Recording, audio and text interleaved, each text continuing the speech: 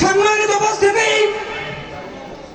আমি সর্বপ্রথম স্মরণ করছি মহান রব্বুল আলামিনের দরবারে, যে মহান রব্বুল আলামিন আমাদেরকে 24-এর গণ আন্দোলনের পর মুক্ত বাতাসে কথা বলার জন্য সুযোগ করে দিয়েছেন। এই জন্য মহান রব্বুল আলামিনের দরবারে শুকরিয়া দেন সকলে আলহামদুলিল্লাহ। সম্মানিত উপস্থিতি, আমি স্পষ্ট ভাষায় ঘোষণা করে দিতে চাই, গত 16 বছর নানা অত্যাচার, জুলুম, নির্যাতনের উপেক্ষা করে বাংলাদেশ জামাত ইসলামকে নিঃশেষ করতে পারেনি।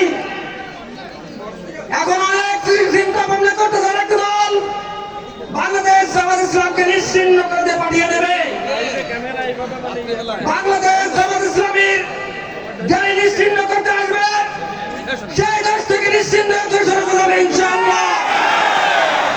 বাংলাদেশ জামাত ইসলামী সারা বাংলাদেশে যে গণজোয়ার সৃষ্টি হয়েছে তার ধারাবাহিকতায় আমি মাওলানার পক্ষ থেকে বলতেছি, ইনশাআল্লাহ গত যে বিশ্ববিদ্যালয়গুলোতে নির্বাচন হয়েছে এবং ভূমিদস্য বিধান ইনশাআল্লাহ মাওলানা নিয়ে আসবে ইনশাআল্লাহ। সম্মানিত উপস্থিতি, আপনাদের গুরুত্ব আহ্বান জানাবো, আপনারা সৎ যোগ্য নেতৃত্ব বেছে ভোট প্রদান করবেন।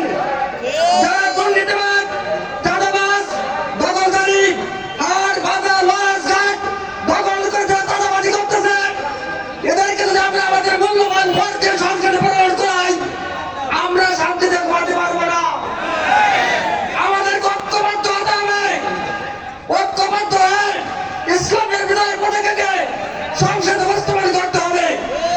সম্মানিত উপস্থিতি, আমরা সকল বিধানের